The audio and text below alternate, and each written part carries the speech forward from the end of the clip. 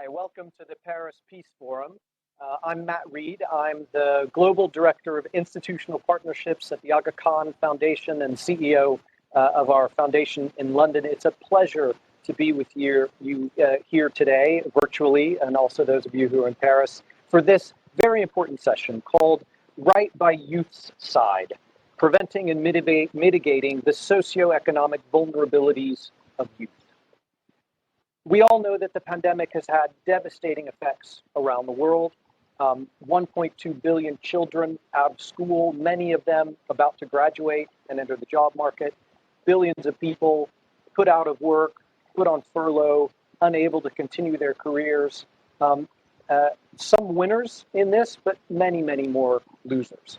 And the most touched among those have been youth, people trying to enter the workforce, trying to get those first jobs and having a hard time doing it. So the group today is focused on helping them and finding solutions. So we have 4 speakers from 4 excellent projects that are making a difference right now. So first we have Laura FLOCH, who's the advocacy officer at Secours Islamique France. We have Franco VACCARI, the president of the Rondine Cittadella della Pace. We have Muna Liubi, who's a program coordinator at UNIDO. And we have Gorka ESPIAU, who is the scientific director of the Caixa Foundation. So welcome all. Thank you very much. Laura, if I could call on you first, I'd like everyone to talk a little bit to help us understand how has the pandemic affected the people you're working with? What are the current challenges? And tell us what's happening in the places you're working. Good evening, everyone. Thank you very much, Matt.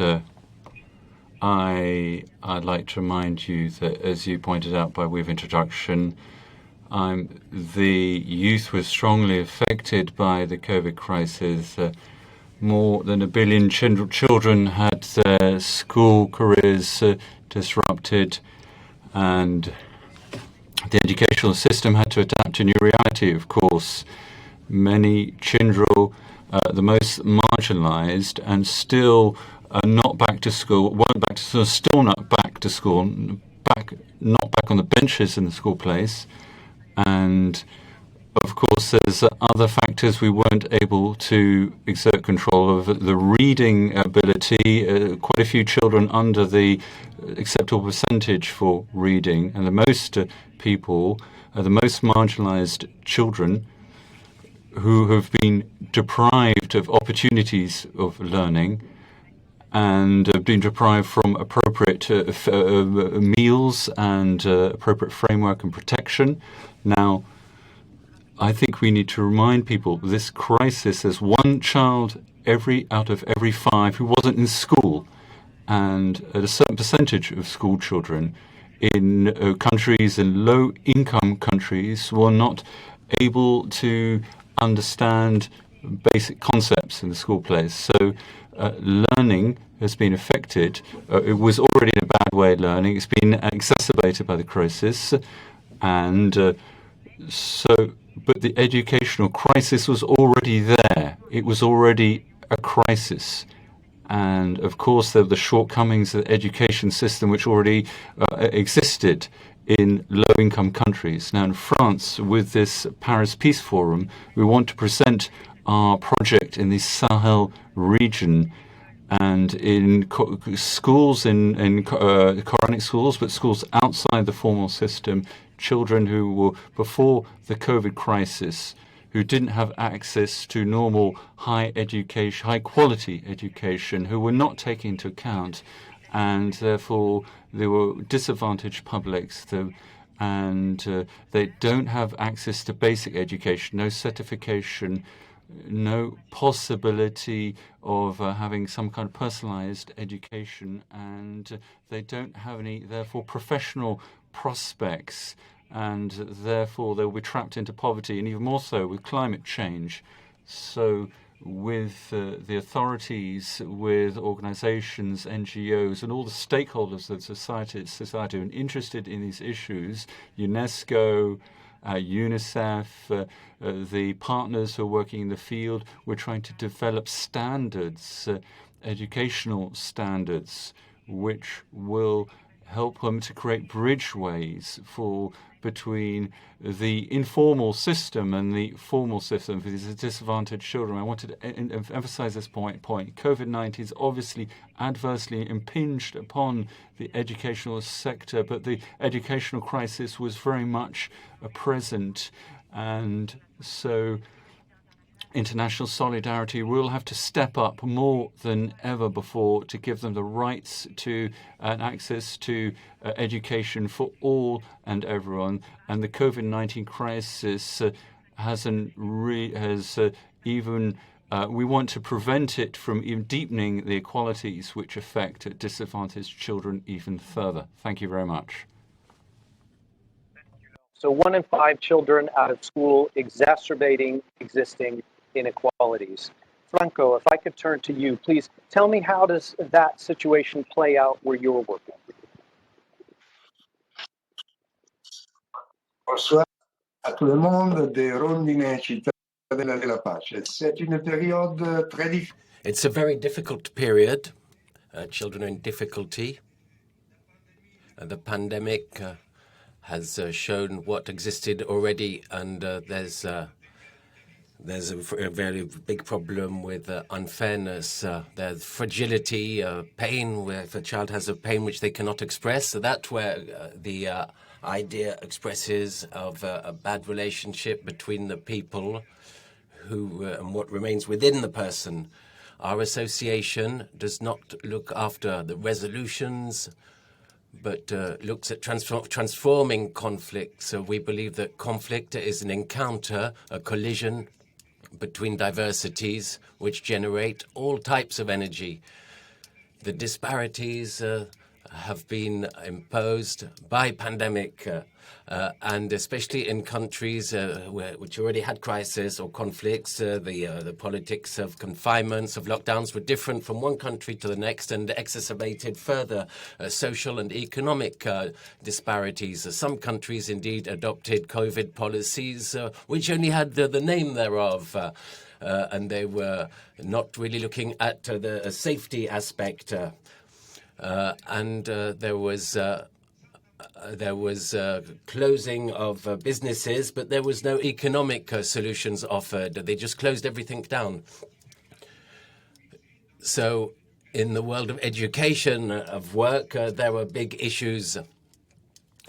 So those institutions are ill, and that generates endemics. We discover what the relation can happen in Italy. There are a lot of young people who don't have a voice, who cannot express themselves. That is a huge problem if they cannot express themselves. We are looking to give a voice directly to the youth of today. They are never the beneficiaries of our activities, but they are the major players, the main players for Cittadella della Pace. And we want to spread a new culture of relationships and to favor the growth of human factors.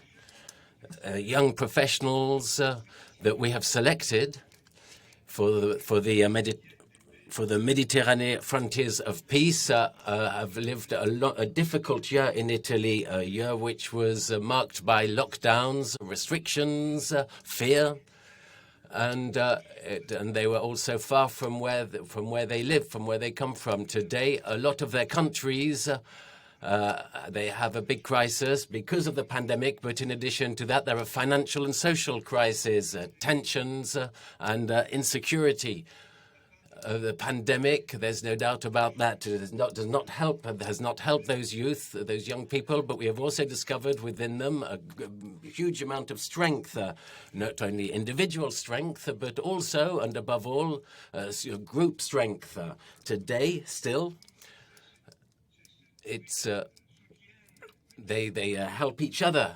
They support each other, they collaborate, they work together, and with the staff of Rondine and the way they have looked at things within Rondine on the topic of conflict and of their interiority helps them to live through complex situations and helps them to compose with what's happening to them and have more awareness of themselves. Rondine is dedicated to education. It's a venue where education is a principle through which we can get conflicts to be dealt with, to build peace and ensure that there's a sustainable development of peace. So that is our vocation, and that is what we work on, and we want to help people who are fragile. We are convinced that we are part of the fragility, that we need to start from that. And we need to work on the fragility people have within them and make it public. People need to be aware of them, recognize what they have within them, and that is fundamental to build the endemic and live the conflicts. So as we think about the issues, we've started with educational inequality. Now we're talking about the intensification of social stress and conflict. Muna, tell us what's happening in the part of the world you are working on, and how has the pandemic had an effect on the populations you serve? I think we all agree that COVID-19 has exacerbated existing challenges. And so Opportunities for Youth in Africa, which is an FAO and UNIDO joint program, target specifically young women and men that are aged between 18 and 35 in the African continent. So COVID-19 first exacerbated what we can call generational inequalities.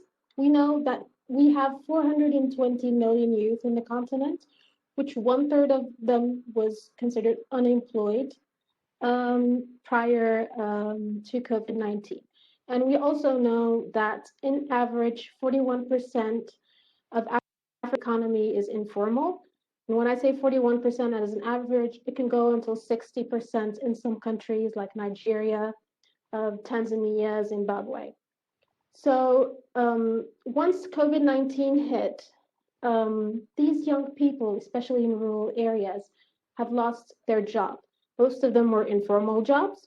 And so they did not have any safety net that were there to help them cope with the economic impacts of the lockdowns and the different market disruptions, especially that most African countries are agrarian countries, which means in average 15% of GDP is agriculture in Africa in general. Other challenges were access barriers. So we have access barriers to training, access barriers to education in general, access barriers to jobs, and to market as well. So all of these have exacerbated the already existing challenges that youth were facing. And knowing that it is projected that youth population will go from 420 million now to 800 million in 2050, it is imperative that these challenges are dealt with. And that's what we're trying to do with our program, Opportunities for Youth in Africa, by identifying those opportunities and trying to create them for young women and men in Africa. So this notion of generational inequality coming through and worsened. Gorka, tell us, in the places where La Caixa is working, how does this play out? Yes, we are currently working in India, Peru, and Mozambique as part of the War for Progress initiative. And in these three cases, there are general impacts that are very similar to what my colleagues were mentioning. But now we are investing more time in really better understanding that in each of these countries and in the areas where we are working, how COVID is affecting youth in different ways, because we feel that there is a risk of generalizing the way that the impact is spreading and missing how actually there are very different impacts as well, depending on the levels of education that the youth had before COVID, also the family configuration of that particular person community, and we feel that this is crucial at this particular point, really to be able to better understand how COVID is impacting in different ways to different youth people in different contexts, because otherwise we are going to be presenting responses that might be too general for, in this case, employment generation. That is the focus of our program. On the other hand, in terms of innovation, that is what our program is all about. What we see is that COVID has affected those attempts that organizations on the ground, governments and corporates were doing in order to experiment with new ways of dealing with youth unemployment, for example. So the first impact has been let's go back to things that we know that works, and this obviously has makes a lot of sense in the first moment, but also brings the risk that we don't look for different responses, and most importantly, that we don't look at the interconnection of different responses that we are providing. So at this moment, we are putting a lot of efforts in India, Peru, and Mozambique for our programs and the initiatives that are related to our programs in the education field, but also in the entrepreneurial space, on the new services or even regulation, to look at the interconnections, because otherwise there is a risk that we look for single point solutions to very complex challenges. Thank you. But I think your point about that complexity of the challenges and not overgeneralizing, focusing on what's happening in those different places is so important for the work that all four of you are doing. So Laure, if I could come back to you, I mean, tell me, what is your organization doing to help address these issues in particular? What are some of the things you've been able to do during the pandemic, or lessons you've learned coming out of the pandemic to better address things in Mali and Senegal?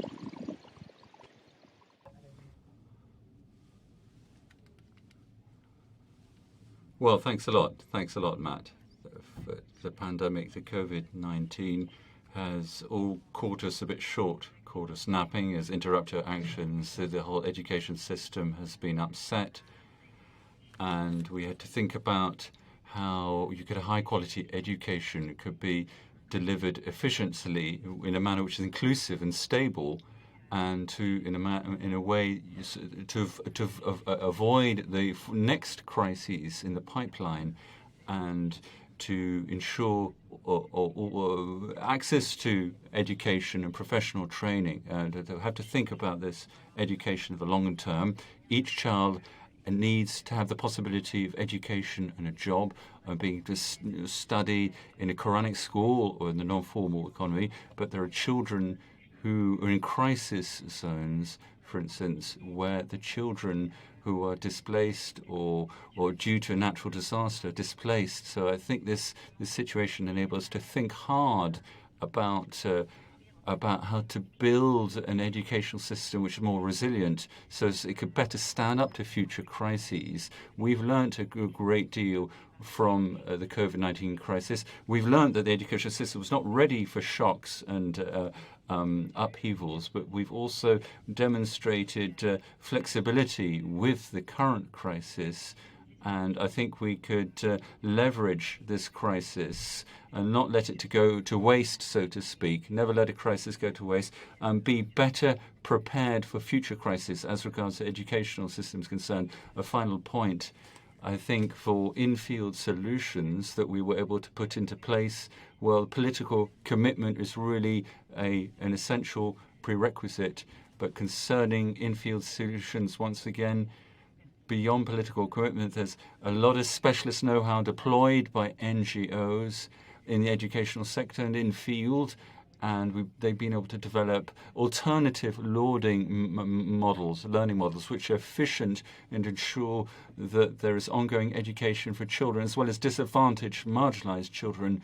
And we at Islamic Secours France, we have a there were community-based schools which were shut down at the high point of the crises in Syria and elsewhere, and these schools welcomed children who were at risk of falling behind school-wise or needed to have bridgeway classes to get back into the formal educational system. And this program, supported by UNICEF, we've been able to put this in place when this centre was closed down. Kind of digital educational system via WhatsApp groups. So we had to adapt ourselves and adjust. And we were in contact with children and their families. That's very important indeed. And we need to ensure that children were returned back to the schools that weren't closed. Now, these are practical examples. Also, the COVID-19 has enabled us to focus the spotlight on non-formal educational systems or approaches. For example, the Quranic schools, and in Senegal or elsewhere, in Romania, many public schools or state schools, which were closed and sent to the regions. So the Quranic schools, but were not. Informal schools weren't. So the children at these schools still have this educational area, this possibility to learn in these schools. And of course, we have to include access to education for such children, but we can see that there is a model here which is emerging, which we could cultivate to avoid a form of upheavals or a break or a major interruption for these children during a later crises. And I generally encourage people to look at the education collections, a French network focusing on education and on these issues. It's a coalition, if you like. It's brought out a report on educational alternatives emerging from the COVID-19 crisis and flags up in-field solutions from a French vantage point. But we also need, alongside these in-field solutions, to develop an educational system which is resilient, there has to be an educational policy that ensure that children are not left to one side. There has to be a strong commitment from states and through their policies, ensure that education is really a top public priority, be it formal, informal alike, has to be a top public priority, has to be incorporated into a nation's national policies, particularly during crises. And given the progress that was achieved, given marginalized children, and based on the enlightened conclusions that we've been able to draw from this conclusion. A last point, if I may, I think regarding financing and funding, we have to absolutely have the appropriate financial resources to preserve these educational resources, high quality, free educational resource, both during and after crisis. We don't want to have the educational systems of most children, or too many children being disrupted, but we have seen that funds have been redirected away from education to elsewhere, and that's something you've got to watch out for. Now, we need to have annual financing for up to 2030 for low-income countries. $140 billion will be available. It's a significant amount of money, as you can see, but with COVID, this is a deficit, in fact. I beg upon that, it's a deficit amount, and it's going to increase by a third because of COVID.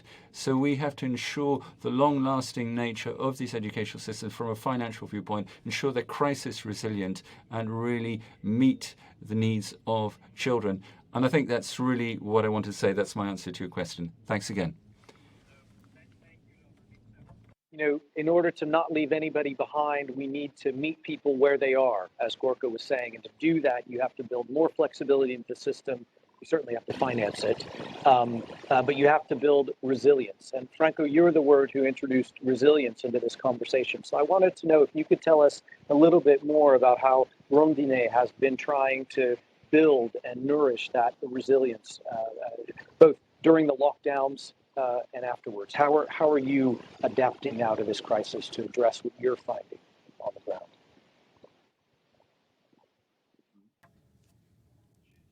I always say that Rondine is not an organization. It's a history, it's a story, a narrative, a living story, a living narrative. I want to go back to the heart of the subject, the very core. We need new paradigms for denouncing, especially the educational relationship, which needs to be able to promote an approach which is a different approach to the world of school, especially, but also to the world of work, of labor. We have to associate knowledge and competencies with the development, human development, and the relationships. We need to rethink leadership for a service, for an authentic service to persons. That's what it needs to be. But the Rondine, what we want to do is to offer leaders of the third millenary. We want to enable to bring diversity to the world, and that needs to be at the heart of their experience. The training of world leaders for peace go through the states and the pathways that all conflicts require to be transformed in a manner which is creative. From pain, which evolves, and people need to be confident, and the people need to be able to discover themselves. They need to discover the person in the enemy, and there needs to be a creation of a regeneration of relationships.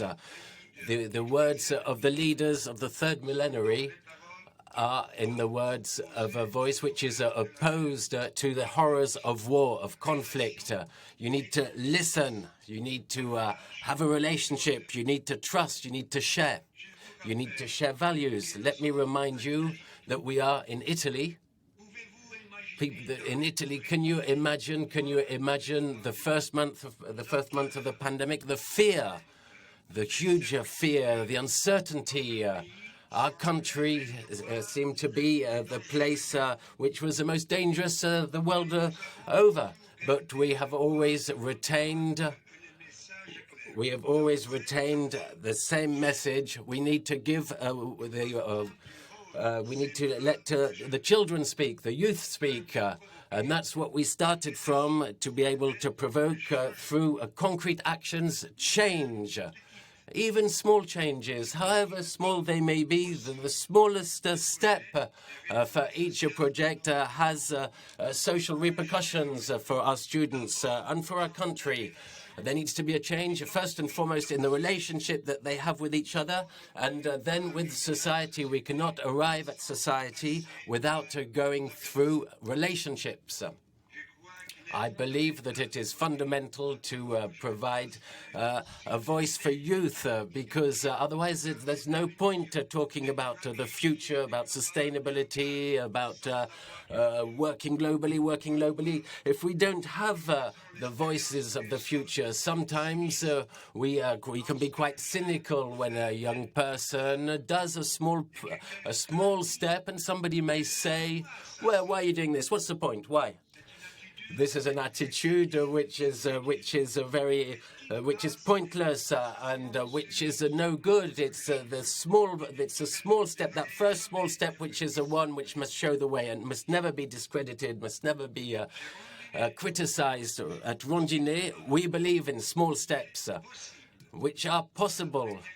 And you're going to reach the first stage, because without that, there will not be the next stage. You need to reach the first stage, and you move to the next one.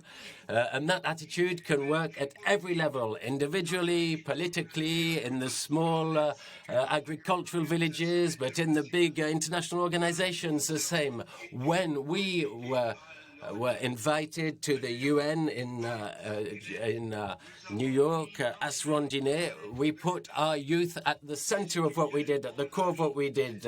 The students, they led our international campaign, Leaders for Peace.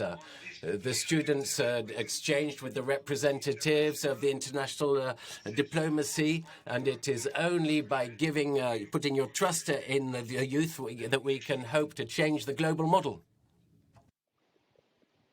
Well, Franco, thank you. You want to change the global model, we need to look at new paradigms, and we need to give youth a voice. And actually, that brings us really right back to Muna, who started talking about intergenerational inequalities. 1/3 of young people in Africa without jobs. And of course, with jobs comes dignity. Muna, tell us a bit, how are you trying to address some of these issues and give young people opportunities? Well, thank you, Matt, for this question. Opportunities for Youth in Africa program was lucky enough to be launched in the midst of the COVID-19. So when the program launched, we conducted baseline studies in our 6 partner countries in Africa, where we were able to identify these challenges, especially with the lens and the perspective of COVID-19 impacts, specifically on youth. And since this is a program that aims for accelerating the creation of jobs in the agribusiness and agriculture sector for young men and women aged between 18 and 35 years old. So that was the lens that we used for these studies. Now, what Opportunities for Youth in Africa's approach is mainly at 3 levels. We have the micro level, which means training young people to have the skills and to meet the employment market demand. We also have incubation services supporting youth-led MSMEs, small, medium enterprises.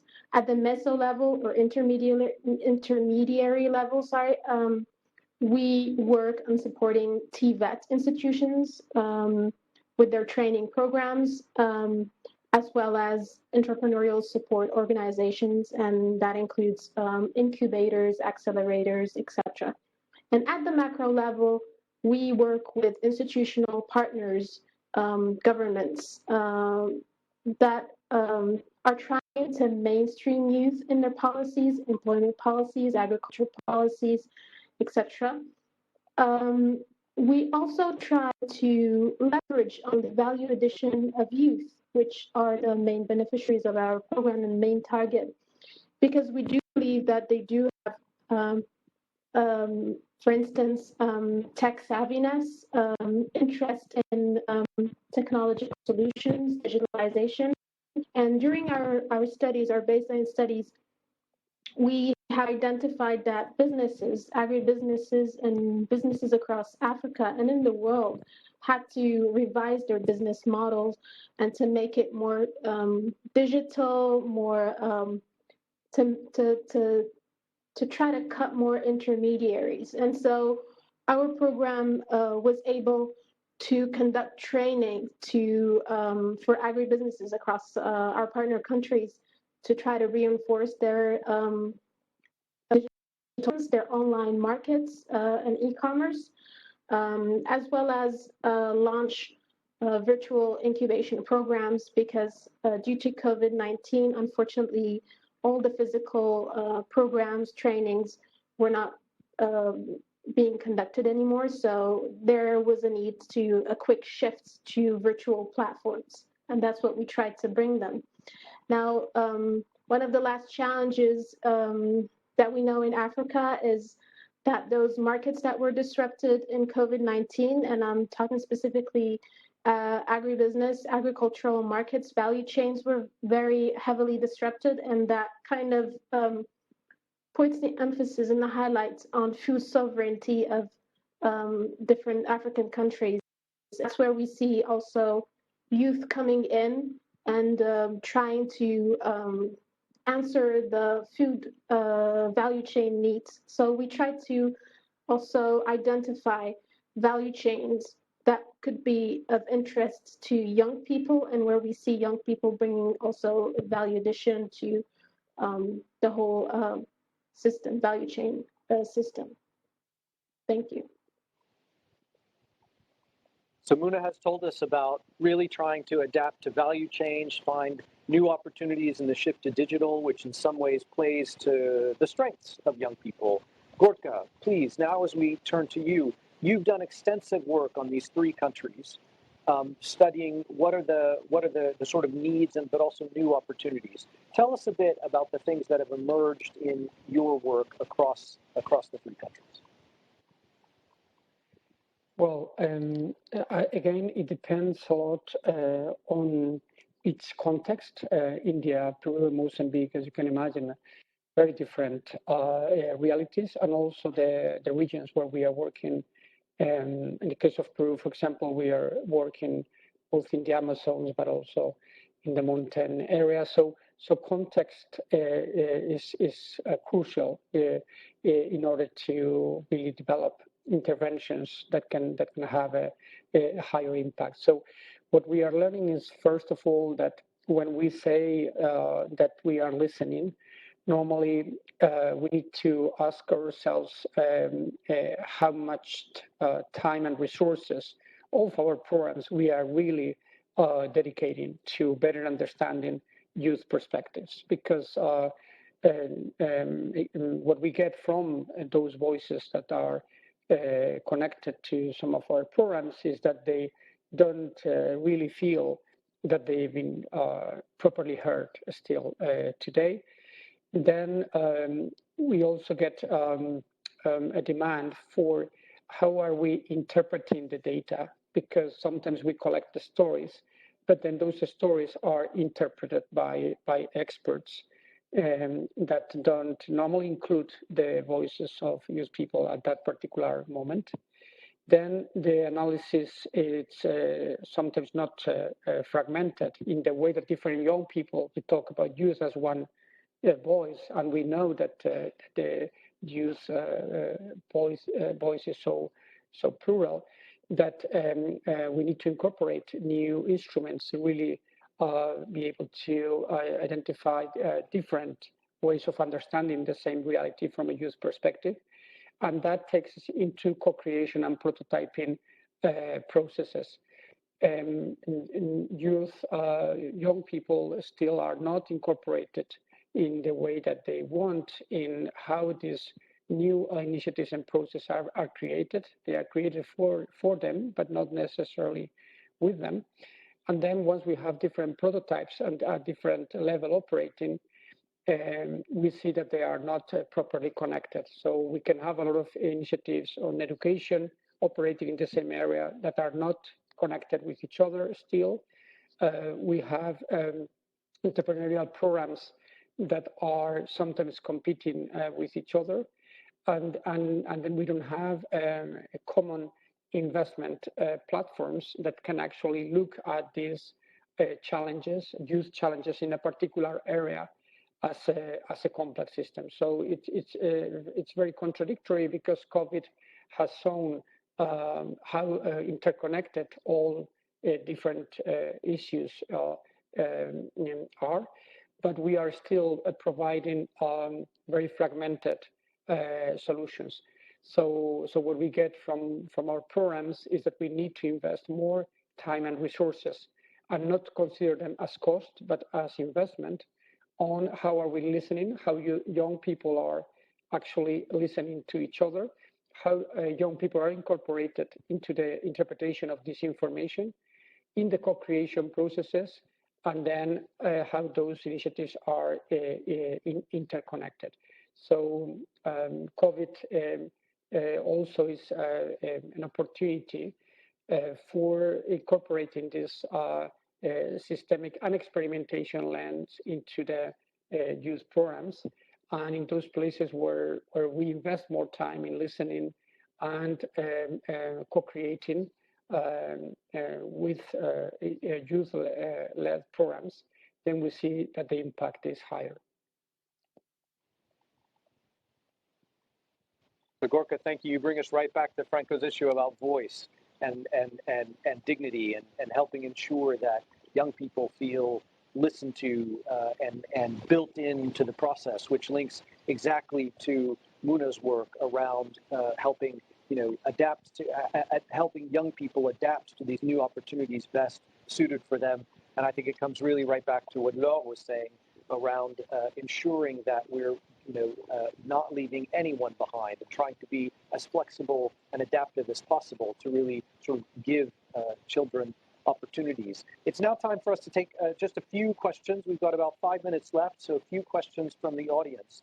There was a very specific question that somebody wanted to know, what were the specific things that in your different programs you needed to do in order to change the way that you taught or engaged young people?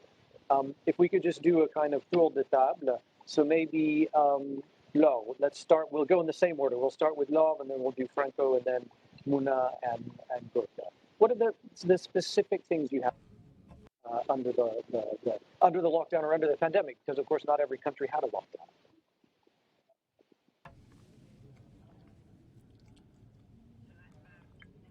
Well, thanks again, Matt. Yes, there are many different contexts, lockdown, non-lockdown.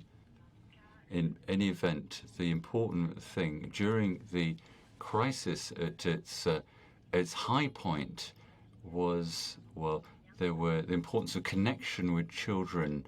You had to preserve the connection with children. There was the example of we had to preserve the connection of not just the children but their families as well. But they can they express themselves, that they can that we can find them afterwards. We can hook up with them again in the community area, in the education area, and that's something that we really had to beef up on. And we have to remain attentive and remain in close contact with the families and attentive to the children, listen to what they say. I think that was the main learning for us during COVID. I don't know if I have time to drill down into more detail there or not.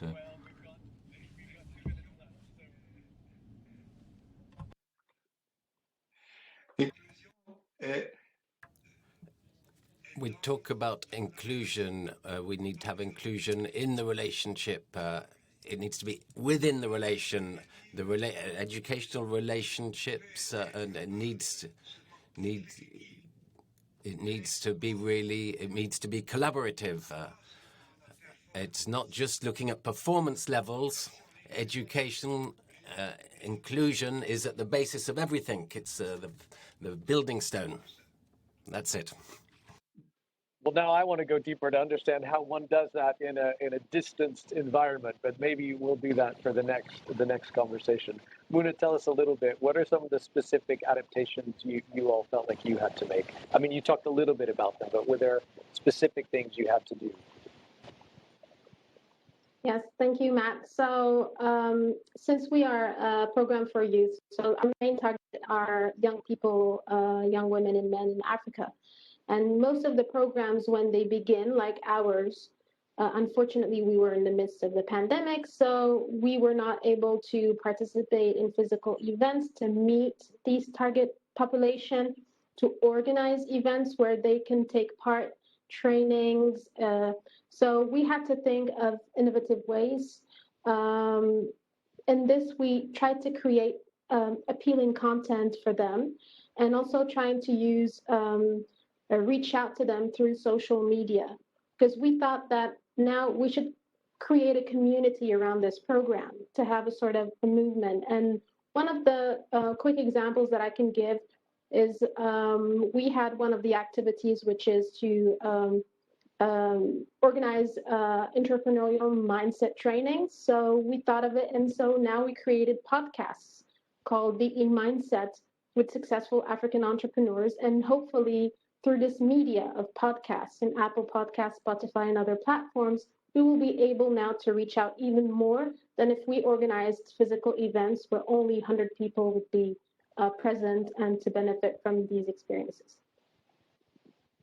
Gorka, how about you? I mean, some of the contexts you're working in are places where you don't have access to, electronic social media and those sorts of things. Anything that some of the teams you're working with were able to do in, let's say, an analog situation? Yes, well, since the first beginning of the program, we actually have adapted digital tools into analog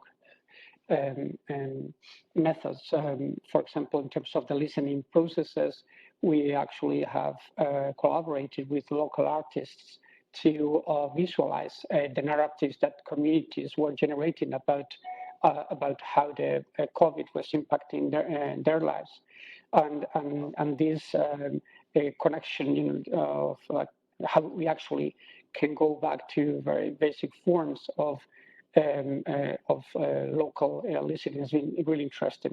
But on the digital side, we have also experimented on co-creation. That is something that we always thought that only could happen, physically in the same room. We've been co-creating new programs digitally during the whole COVID time. So probably that combination of analog tools and digital have been really interesting. Well, I think we're right back now to the topic of the panel and the title, really, which is right by your side. And it's figuring out what we have 4 really extraordinary organizations here who have tried to meet youth where they are, trying to make a difference to them, give them voice, listen to them, and engage them in their communities. And so thank you all very much for joining with us today. Thank you to the 4 panelists for your work and for continuing it. And I look forward to the next time, hopefully when we can all see each other together in person. Take care. Bye-bye. Thank you. Thank you. Bye-bye.